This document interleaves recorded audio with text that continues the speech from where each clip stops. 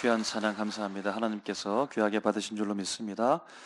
이 시간에 앞뒤좌우로 인사하겠습니다. 사랑합니다. 축복합니다. 감사합니다. 같이 인사하겠습니다. 사랑합니다. 축복합니다. 감사합니다. 우리 5월을 보내면서 특별히 가정의 달을 맞이해서 매주마다 우리 가족의 구성원들을 생각하면서 함께 말씀을 듣고 은혜를 나눕니다. 어린이 및 자녀들, 또 어른 및 부모님 생각했지요. 또 가족을 생각합니다. 확대된 가족, 학교, 교회를 생각할 수 있겠습니다. 여러분, 어른들이 가지고 있는 것이 무엇입니까? 어른들 삶의 경험을 바탕으로 지혜를 가지고 있죠. 우리 자녀들, 여러분 무엇을 가지고 있습니까? 젊음이라고 하는 그 미래는 무엇입니까? 곧 가능성을 가지고 있겠다. 그렇게 생각할 수 있겠습니다. 여러분, 각각 모두 소중한 것을 가지고 있지요. 어른들만이 가질 수 있는 귀한 것, 우리 자녀들도 자녀들만이 가질 수 있는 그 귀한 것을 다 가지고 있습니다. 여러분, 그런데요, 존재론적으로 볼 때 한 부류만 있다면, 온 세상이 다 어른들로만 가득하다면, 온 세상이 어른들 없이 자녀들, 젊은 사람들로만 가득하다면 여러분 어떠할까요? 각각은 소중하고 각각이 가지고 있는 것들 귀한 것인데, 그런데 한쪽 뿌리는 존재하지 않고 한쪽만 있다면 그럼 사람 인자의 한쪽이 빠진 것처럼 불완전하게 되는 것이고, 서로가 서로를 빛내주지 못하고 아름답지 못하고 온전하지 못할 것입니다. 두 부류가 함께 있을 때 사람 인자 함께 받추어서 온전하게 세워져 가고 이 땅과 민족과 교회와 하나님의 놀라운 능력이 빛나게 되고 아름답게 될 줄로 믿습니다. 여러분, 오늘 본문의 말씀이 그러합니다. 두 부류의 세대로 나누어 볼 수 있는 말씀이 우리에게 등장합니다.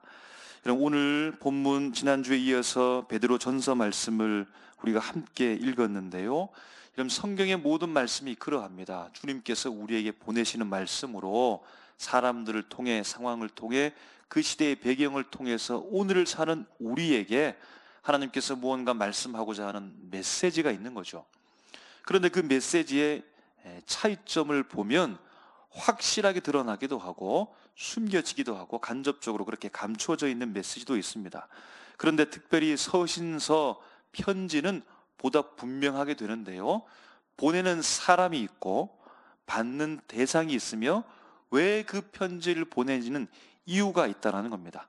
그래서 그 상황을 알고 그 사람과 형편에 맞게 꼭 필요한 말씀으로 보내는 것이 바로 우리가 읽고 있는 이 서신서의 말씀이라고 할 수 있겠습니다. 그러한 관점으로 보게 되면 오늘 본문의 말씀에서 이런 받는 대상자, 말씀을 듣는 대상이 분명하게 뚜렷이 그렇게 명확히 드러나고 있음을 보게 됩니다. 그것이 바로 오늘 우리가 읽었던 1절 말씀에 장로들에게 고나노니라고 이렇게 말씀합니다. 그럼 지금의 교회 제도 속에서 장로님들 똑같은 단어 표현이 그렇게 기록되어 있지만 그렇게 똑같이 매칭을 시킨다라고 하는 것은 좀 무리수가 있을 수도 있습니다. 왜냐하면 그때 당시의 상황은 아직까지 지금의 상황과 똑같이 체계적이지 않았기 때문입니다. 장로라는 말은 구약 시대 때부터 그렇게 시작되었고 오늘 본문 말씀도 거기에 연장선을 두고 있다라고 볼 수 있겠습니다. 아직 구체적으로 조직화되지 않은 교회가 있음에도 불구하고, 예배를 드림에도 불구하고 여러분 지금과 같이 잘 조직되어져서 그때 당시에는 분명히 예배드리지 못했을 것이고 역할 분담도 그렇게 되지 못했을 것입니다. 그래서 그 정도의 모습으로 그 정도의 역할을 감당하면서 서로 이해하고 인정하면서 예배를 드리고 교회 사역을 그렇게 펼쳐 나갔을 것입니다. 오늘 본문에 등장하는 장로님, 장로, 이 두 가지 위치 속에서 의미를 이해할 수 있는데요. 첫 번째는 직분으로 볼 수 있습니다. 지금과 같은 직분, 장로의 직분을 가지고서 교회를 향해서 교회 사역을 하고 있는 직분된 장로를 그렇게 이해할 수 있겠고, 두 번째는 신분으로 이해할 수 있겠습니다. 사회적 신분으로, 교회적 신분으로 장로의 신분을 가졌다는 것은 연장자라는 거죠. 어르신이라는 겁니다. 믿음의 어르신으로서 교회에 위치하면서 어른이기 때문에, 연장자이기 때문에 그의 말을 듣고서 따르면서 교회가 함께 하나님 앞에 사역을 감당하고 예배를 드렸다, 그렇게 이해할 수 있다는 겁니다. 본문을 보면 베드로는요, 장로들에게 고난오니라고 말하면서 자신도 장로가 되었다라고 이렇게 말합니다. 그럼 베드로는 어떤 직분을 가지고 있죠? 12명의 제자로서 사도이지 않습니까? 사도인데 사도된 베드로는 이렇게 말하지 않고 나도 함께 장로가 되었다라고 이렇게 말하는 것은 실질적으로 그도 장로였을까? 곧 앞에서 말했던 직분된 장로, 신분된 장로를 이렇게 이해할 수 있겠고, 또 한 가지는 베드로 자신이 장로의 마음을 안다는 겁니다. 장로의 사역을 안다는 겁니다. 그러므로 장로가 교회에서 그 위치와 직분과 신분으로서 사역하는 그것을 이해하고 공감하는 마음에서 표현하는 오늘 문장으로 그렇게 볼 수 있겠다는 겁니다.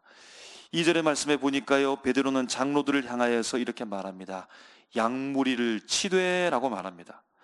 본문에서 말하는 장로는 당시에 그러므로 교회를 섬기는 자가 맞지요. 양무리를 치는 사람으로서 교회를 섬기는 사람이 분명합니다.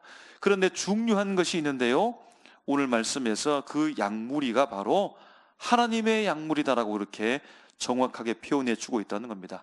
내가 양무리를 치니까, 내가 양무리를 섬기니까 내 양무리가 아니고 하나님의 양무리다라고 분명히 말씀해 주고 있다는 겁니다. 곧 양무리는 하나님의 소유라는 겁니다. 하나님의 것이라는 겁니다. 그 양무리를 치는데 그 일을 자원함으로 하라라고 말씀해 주고 있습니다. 억지로 하지 말라는 거죠. 하기 싫은데 누가 시켜서 마지못해서 하지 말라는 겁니다. 또 한 가지 당부합니다. 더러운 이득을 위하여 하지 말라라는 겁니다. 양무리를 치면서 이득을 얻을 수 있었는데, 그런데 이득이 목적이 되지 말라는 겁니다. 이득을 위해서 양무리 치는 것은 수단 삼아서 그렇게 사역하지 말라는 겁니다. 그러면 그 이득은 부정한 것이라고 그렇게 경고하면서 권면해 주고 있다는 겁니다. 3절 말씀에 보니까요, 함께 일을 맡은 자들에게는 주장하는 자세를 취하지 말라는 겁니다. 군림하지 말라는 겁니다. 권위를 가지고서 지배하는 자세를 취하지 말고, 주장함으로 말미암아 그들을 이끌려고 하지 말고 본이 됨으로 말미암아 그들을 이끌어라라고 말씀해 주고 있습니다. 그리고 4절 말씀에 그리하면 목자장이 나타나실 때에 영광의 관을 얻게 될 것이다 라고 말합니다. 여러분, 여기에서 목자장은 누구일까요? 앞에서 말했던 진짜 양의 주인인 겁니다. 진짜 양의 주인, 곧 예수 그리스도께서 나타나실 때에, 재림하실 때에, 그 종말의 때에 영광의 관을 얻게 될 것이다 라고 축복의 말씀을 전해주고 있습니다. 1절부터 4절 여기까지는 장로들에게 권면하는 말씀, 장로의 신분과 직분을 가지고서 교회의 사역과 사명을 감당하고 섬기는 직분을 다하고 있는 그들에게 권면하는 말씀입니다. 그리고 5절 말씀에 보니까요, 장로와 대비되는 부류가 새롭게 등장하는데 베드로는 다음으로 젊은 자들을 부릅니다. 그러니까 이 젊은 자들을 통해서 위에서 장로라고 하는 이 말에 대해 그 의미가 분명해지는 겁니다. 그러므로 직분에 대한 의미도 있겠지만 그것보다는 신분으로서, 곧 어른으로서, 어르신으로서 사역했던 사람들이라는 사실을 장로로서 규명할 수 있겠다는 겁니다. 그래서 젊은 자들 이를 향하여서 말씀하는데요, 바로 장로들에게, 어른들에게 순종하라는 겁니다. 겸손하라고 말합니다. 교만한 자를 하나님은 싫어한다고 말합니다. 교만한 자들에게 하나님께서 은혜를 베풀지 않으시고 겸손한 자들에게 은혜를 주신다라고 말씀하는 겁니다. 그리고 6절 말씀을 이어갑니다. 젊은 사람들은 더 겸손해야 하고 높이시는 분은 하나님이기 때문에 주님께서 높일 때가 되면 높이니까 그때를 기다리라. 그래서 겸손하여져서 하나님께서 높이실 그때를 바라보면서 열심히 순종하면서 사역하여라 라고 말씀하는 겁니다. 여기까지는 젊은 사람들을 향하여서 말했고, 이제 7절부터 11절까지는 구분 없이 장로이든 젊은 자이든 모든 성도를 향하여서 말하는데요, 염려하지 말라고 합니다. 할렐루야. 염려하지 마십시오. 왜요? 하나님께서 우리를 돌보시기 때문이다 라고 말씀해 주고 있습니다. 여러분 믿으십니까? 하나님이 우리를 돌보십니다. 진짜로 믿으십니까? 주님께서 우리의 삶을 책임져 주십니다. 여러분, 그것이 그리스도인 사실을 여러분 꼭 기억하시길 바랍니다. 그러면서 8절 말씀에 염려함으로 말미암아 그곳에 매몰되어져서 잠들어 있지 말고 깨어서 마귀를 대적하라는 겁니다. 이 마귀는 마치 사자와 같다는 겁니다. 이 사자는 맹수 사자를 말하는데요, 로마 시대 때 공연 경기장에서 사람을 잡아먹는 이 사자의 밥이 될 수 있는 광경을 묘사하고 있다라고 볼 수 있겠습니다. 그러면서 9절 말씀에 그것이 바로 고난이고 모든 믿는 자들이 다 고난을 받고 있으며, 10절 말씀에 주님은 성도의 영광을 보고 계시는데 그 영광 전에 고난이 있지만 그 고난은 어떻다는 겁니까? 잠깐이라는 겁니다. 잠깐 지나가는 그 고난을 참으라는 것이고, 11절 말씀에 그리고 모든 영광을 주님께 돌리면서 아멘으로 그렇게 화답하고 있다는 겁니다. 그럼 오늘 본문 말씀 우리가 쭉 읽고 함께 생각하면서, 여러분 본문 전반에 다 흐르고 있는 무언가가 여러분 보이십니까? 본문에 지금 흐르고 있는 무언가가 있는데요, 여러분 1절 말씀을 다시 한번 보면 베드로는 나는 함께 장로된 자요 라고 말하면서 그 이후에 그리스도의 고난의 증인이다 라고 말하는 겁니다. 그리스도의 고난의 증인으로서 본문에 지금 고난이 흐르고 있음을 알려주고 있습니다. 9절 말씀에서도 보니까요, 세상에 있는 너희 형제들도 동일한 고난을 받고 있다라고 말하면서 예외 없이 예수 믿는 사람들에게 고난이 있음을 알려주고 있습니다. 고난이 흐르고 있다는 겁니다. 10절 말씀에 보니까요, 너희가 잠깐 고난을 당하고 있다. 잠깐 당하고 있다는 겁니다. 그 기간이 짧을지라도 지금 너희는 지금 고난 중에 있다는 사실을 알려줍니다. 고난이 본문 가운데 흐르고 있습니다. 여러분, 그러므로 오늘 본문의 전반적 상황과 바깥 상황 배경은 무엇입니까? 고난이 있다는 겁니다. 고난으로 둘러싸여 있다는 겁니다. 박해로 둘러싸여 있다는 겁니다. 그러므로 성도들의 배경은 고난이라는 겁니다. 여러분, 오늘 본문에서 특징적이 있는데요, 우리 앞에서 살펴보았듯이 장로 곧 어른들과 젊은 자들이 구별되어져 있다는 겁니다. 그리고 그들에게 각각 필요한 말씀을 주고 있다는 거죠. 그러므로 어른 세대, 그러므로 다음 세대가 이렇게 구분되어지고 그들 안에서 무언가 단어들을 통하여서 그들에게 권면하고 있는데요, 자원함으로 더러운 이득, 주장하는 자세, 순종, 겸손 등의 단어를 통해서 이 속에서 바로 어른 세대와 다음 세대 속에 여러 갈등의 현상과 요소들이 지금 있다는 사실을 알게 된다는 겁니다. 여러분, 그러므로 종합해 보면 그들의 삶 가운데 외부적으로 거센 고난의 박해가 지금 흐르고 있는 것이고, 그 안에는 세대 간에서 다양한 갈등의 요소들이 그 속에 뒤섞여 있다는 사실을 알게 된다는 겁니다. 그래서 이 구체적인 사실을 알고 있는 대상들에게, 장로들에게, 젊은이들에게 하나님의 말씀을 선별하여서 베드로 사도는 장로된 나, 너희들을 이해하며 말씀을 증거하고 있다는 겁니다. 그럼 중요한 것은 밖으로의 박해와 안으로서의 이 세대 간의 다양한 갈등의 요소들을 어떻게 해결할 것인가. 여러분, 서신서는 보다 분명하다고 했지요. 대상들도 분명하고 그들에게 주는 메시지도 분명하니까 그들 가운데 밖으로부터 고난과 안으로서의 그 갈등의 요소들을 통하여서 어떻게 해결하라고 베드로 사도는 하나님의 말씀을 받아서 그들에게 선포하고 있을까요?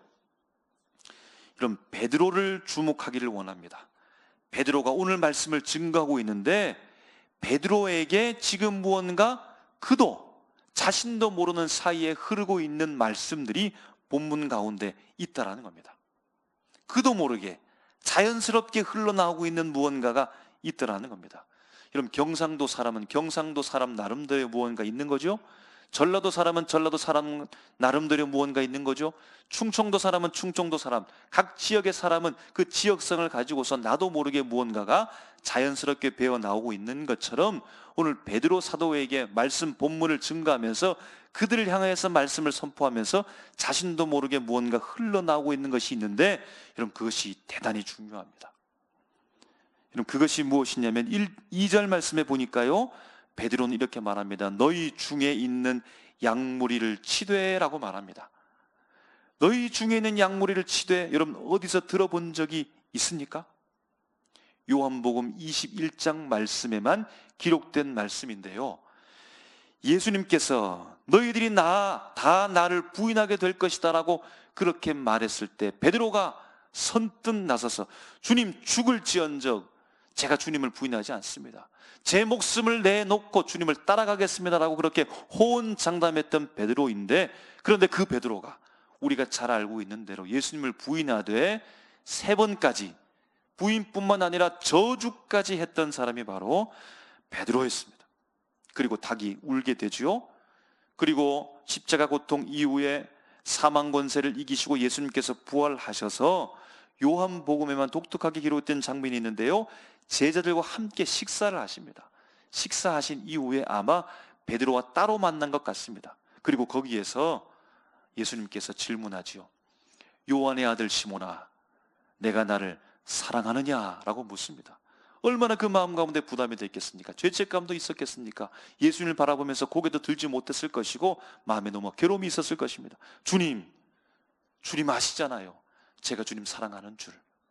그리고 예수님께서 무언가 대답하시고 말씀을 하시고 또다시 묻습니다. 요한의 아들 시몬아, 너 나를 사랑하느냐? 또 마음에 망설임이 있습니까? 답답함이 있습니까? 별 못먹이 없습니까? 주님, 제가 주님을 사랑하는 줄 주님 아시잖아요. 그리고 3번까지 이렇게 질문하고 답을 받아내시면서 그 가운데 예수님께서 베드로를 향하여서 하신 말씀이 있습니다. 내 양을 먹이라, 내 양을 치라, 내 양을 먹이라 라고 말해주고 있습니다. 여러분, 오늘 본문에서도 내 양무리를 치라라고 하는 말, 오늘 내 양을 먹이라는 말은 베드로 너의 양을 말하는 것이 아니라 예수님 자신의 양을 말하는 겁니다. 내 양, 예수님의 양, 내 양을 너가 먹이라, 치라라고 말씀했고, 오늘 그 말씀과 똑같이 너희 중에 있는 양무리, 하나님의 양무리를 치라라고 베드로도 말하고 있는 바, 베드로는 그때 그 일을 기억하고 있는 겁니다. 예수님을 저주했고 부인했던 자신을 예수님이 찾아와 홀로 두 사람이 대면하여 요한의 아들 시몬아, 그의 이름을 부르면서 마침내 받아냈던 내 양무리를 치라, 내 양무리를 먹이라고 했던 그 기억이 오늘 베드로의 그 마음과 정신 속에 새겨져 있으며, 그도 모르게 그 모든 것들이 그 몸에서, 그 마음에서 자연스럽게 흘러나오고 있었다는 겁니다. 이런 두 번째는요, 5절 말씀에 보면 젊은이들을 향해서 말합니다. 다 서로 겸손으로 허리를 동이라 라고 이렇게 말합니다. 여러분, 무엇이 연상되죠? 세족식이 연상됩니다. 예수님께서 저녁 잡수시던 자리에서 일어나서 겉옷을 벗고 수건을 가져다가 허리에 두르시고, 두르신 이유는 제자들의 발을 씻기기 위해서입니다. 허리에 두르신다는 말은 무릎 꿇기 위해서, 제자들의 발을 씻기기 위해서 겸손으로서 허리를 동였다는 겁니다. 세족식 사건, 베드로는 그때를 기억하고 있는 것입니다. 제자된 위치로서 스승 예수님께 물을 가져다가 그의 발을 도리어 씻겨야 되는데, 오히려 예수님께서 허리를 동이시고 제자들의 발을 씻겼던 그때를 베드로는 기억하고 있었고, 그 사건이 오늘 베드로의 정신과 마음 속에 새겨져 있었으며 자연스럽게 자신도 모르게 이 말씀의 은혜가 흘러가고 있었다라는 겁니다. 마지막 3번째 8절 말씀을 보면요, 근신하라, 깨어라, 대적마귀가 우는 사자같이 라고 말합니다. 여러분, 언제, 어느 때가 연상되는 것입니까? 바로 겟셋마네 동산에서 예수님께서 기도하실 때, 날이 밝으면 유대 병전, 로마 병전들이 찾아와서 자신을 잡고 모진 고난과 고통 속에서 십자가에 못 박혀 돌아가시게 될 때, 그때를 미리 알고 있었던 예수님은 심히 마음이 괴로워서 12명의 제자를 데리고 가시고, 그리고 따로 베드로와 야고보와 요한을 데리고 가서 그들에게 부탁하는 겁니다. 내 마음이 이렇게 슬픈데 힘든데 나를 위해서 깨어서 기도해달라고 부탁했습니다. 저만치 앞서가신 예수님께서 간절한 마음으로 기도하고 있는데 돌아와 보니 제자는 다 잠을 자고 있는 겁니다. 어떻게 됐습니까? 깨어서 기도하지 못했던 베드로는 우는 사자와 같이 그 사단이 삼켜버리고 제자됨을 삼켜버려서 저주하는 자, 예수님을 배반하는 자, 예수님을 부인하는 자가 그렇게 되었다는 사실을 그는 알고 있습니다. 그때를 베드로는 기억하고 있는 겁니다. 그때를 알고 있는 이 베드로는 그 충격에 잊혀지지 않는 마음의 감정과 각인된 그 사연들을 통하여 자연스럽게 그 몸에 밴 그 자연스러운 일들을 오늘 말씀으로 권고하고 말씀으로 그들에게 선포하고 있다라는 겁니다. 여러분, 베드로의 몸에 배어 있는 그것이 무엇일까요? 베드로의 몸에, 마음에 새겨져 있는 그것이 무엇일까요? 자연스럽게 흘러나가는 것이 무엇일까요? 그것을 무엇이라고 명명하면 좋을까요? 그럼 그것은 예수님의 정신이라고 명명하면 좋겠습니다. 베드로의 몸에, 온 삶 가운데 예수님의 정신이 흐르고 있다는 겁니다. 예수님의 정신이 온 몸과 마음 가운데 배어 있어서 자신도 모르는 사이에 자연스럽게 다른 사람에게 지금 흘러가고 있다라고 하는 것입니다. 그럼 이 예수의 정신이 베드로의 몸 가운데 어떻게 배이게 됐을까요? 어떻게 자신 가운데 그렇게 흘러가게 되었을까요?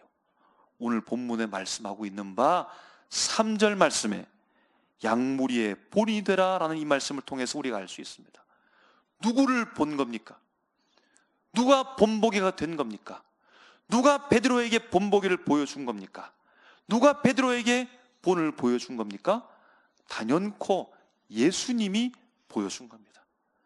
죽음이 가까이 찾아오고 있음에도 불구하고 제자들을 사랑하시되 끝까지 사랑하시고 선한 목자가 되어져서 양무리를 버리지 않으시고 그들을 위해서 오히려 목숨을 버리셨던 그 예수님이 베드로에게 본이 된 겁니다. 예수님의 그 모습을 베드로는 본 겁니다. 끝까지 자신들을 버리지 않고 양무리를 버리지 않고 자신의 목숨을 버리시는 그 예수님을 보게 된 겁니다. 본보기가 되었다는 겁니다. 친히 제자들의 발을 씻기시는 본을 보이시는 그 예수님을 보았습니다. 오히려 섬김을 받아야 되는데, 사람들로부터 대접을 받으셔야 되는데 오히려 예수님께서 수건을 허리를 동이시고 무릎을 꿇고 제자들의 그 발을 씻기는 그 본을 베드로는 보았다는 겁니다. 졸지 않고 깨어 있으면서 기도했던 그 예수님을 보았습니다. 그들을 위해서 기도했던 그 예수님을 보았습니다.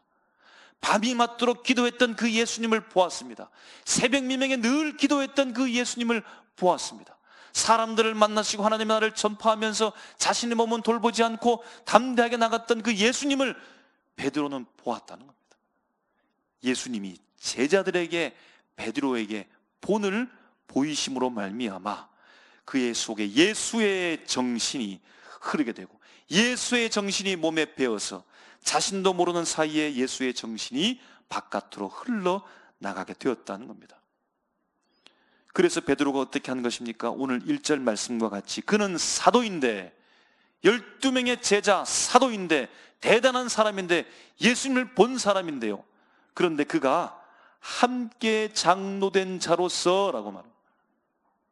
내가 장로들에게 본을 보여준다는 겁니다.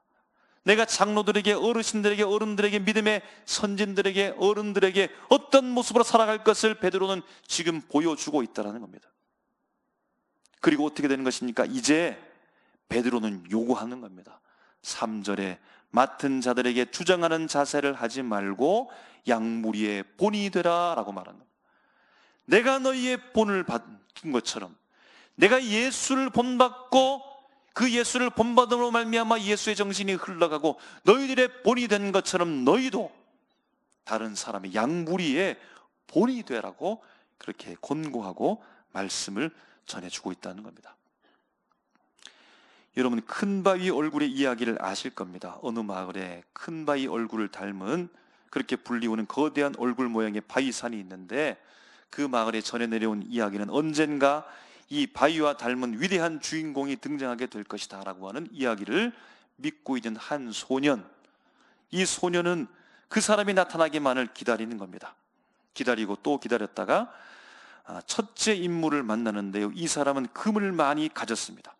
재력가를 만났습니다. 그런데 자세히 보니까 탐욕스러운 얼굴이 보이는 겁니다. 큰 바위 얼굴을 닮지 않았습니다. 그리고 또 기다리다가 두 번째 인물을 만나게 되는데요, 유명한 장군을 만났습니다. 그에게는 당당한 인품과 강한 의지와 힘을 볼 수 있는데, 그런데 그의 얼굴을 자세히 쳐다보니까 얼굴에 자애로움과 지혜를 찾을 수가 없습니다. 그리고 이 소녀는 또 기다리는 겁니다. 세 번째는 성공한 정치가를 만나는데요, 당당합니다. 힘찬 외모입니다. 그런데 그의 얼굴에 권력과 명예욕에 찌들어 있는 모습을 발견하게 됩니다. 그리고 기다리다가 이 소녀는 어느새 큰 바위 얼굴을 바라보면서 자신이 노년이 됩니다. 그리고 한 시인을 만나게 되는데요, 그와 친구가 되어주고 이제 시인의 관점으로 전환되면서 시인이 큰 바위 얼굴을 보고 또 이 소년이 노년이 된 이 사람을 바라보면서 큰 바위 얼굴의 사람이 바로 이 소년, 이 노년 어르신한 사실을 알게 된다는 겁니다. 여러분, 어느 부부가 있는데요, 이태리 안에 한국 남자입니다. 결혼한 지가 15년 이상이 되었는데 이들의 아침 식사는 각각입니다. 남편은 밥에 김치찌개를 먹고 이태리 아내는 케이크에 샐러드, 과일, 우유를 먹는 겁니다. 15년 세월이 흘러서 같이 함께 산 세월도 이만큼 되었는데 서로가 살아왔던 그 나라의 문화적 배경을 두고서 몸에 배인 그대로 살아가는 모습을 본다는 겁니다. 이런 편견을 가지라는 얘기 아닙니다. 선입견을 가지라는 얘기가 아닙니다. 경상도 사람은 경상도 사람의 모습이 있는 거죠. 전라도 사람은 전라도 사람의 모습이 있는 거죠. 누가 옳고 그름을 말하는 것이 아닙니다. 충청도 사람은 충청도 방식의 삶의 모습이 자연스럽게 그 몸에서 흘러나오게 되는 거죠. 성씨의 어떤 가문의 형편도 마찬가지입니다. 그 가문만이 가지고 있는 어떤 독특한 분위기와 그들만이 가지고 있는 정신적인 흐름이 있을 수 있습니다. 여러분, 우리의 정신에는 무엇이 흐르고 있습니까? 여러분의 정신에 흐르는 것이 무엇입니까? 여러분은 어떤 정신으로 말하며 어떤 정신으로 여러분 행동하면서 살아가고 있습니까? 여러분, 다음 세대를 생각합니다. 여러분, 다음 세대가 예수 정신으로 살아야 되지 않겠습니까?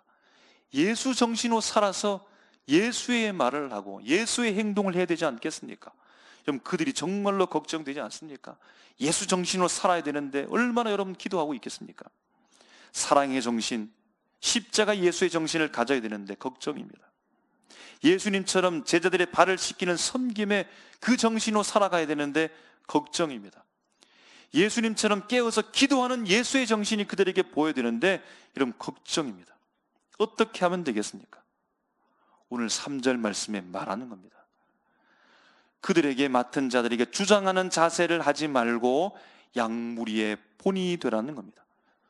그들을 어떻게 만들 수 있다는 겁니까? 본이 됨으로 말미암아, 본을 보여줌으로 말미암아 그들에게 예수 정신을 흐르게 하고 예수 정신으로 살게 할 수 있다고 오늘 말씀하고 있다라는 겁니다. 사랑하는 삼일교회 성도 여러분, 바로 여러분들이 큰 바위 얼굴과 같은 사람이 되십시오. 예수님의 얼굴과 같은 사람이 되십시오. 여러분이 본을 보여주셔야 합니다. 여러분에게 예수 정신이 먼저 흘러야 됩니다. 예수 정신으로 말하고 예수 정신으로 행동하는 삶의 본을 통하여 다음 세대가 그대로 담게 된다는 사실입니다. 외부의 박해와 고난이 있고 내부 속에 세대의 갈등의 이 모든 해결점에 있어서 열쇠를 누가 가졌을까요? 다음 세대 너희들이 잘해야 된다, 물론 그렇게 말할 수 있겠지만 오늘 말씀에 분명히 말하는 겁니다. 본을 보이는 사람이 누구라는 겁니까? 그 열쇠를 누가 가졌다는 겁니까? 바로 어른 세대가 가졌다는 겁니다. 어른 세대가 어떻게 보여주냐에 따라서 다음 세대의 마치 운명이 결정된다고 말씀해 주고 있다는 겁니다. 사랑하는 삼일교회 성도 여러분, 우리 가운데 예수의 정신이 흐르게 하십시오. 예수님을 바라보십시오. 그분을 본받으십시오. 믿음의 선진을 본받으십시오. 그 모습으로 살아가십시오. 그 모습으로 말하십시오. 그렇게 되어질 때 우리 다음 세대가 우리를 본받아 우리처럼 예수의 정신으로 예배하고 사랑하고 섬기고 하나님 앞에 신실한 사람으로 살아가게 될 줄로 믿습니다. 우리 교회 안에, 우리 가정 안에 예수 정신으로 충만하게 되는 놀라운 복이 넘쳐나시기를 주님의 이름으로 축복합니다. 기도하겠습니다.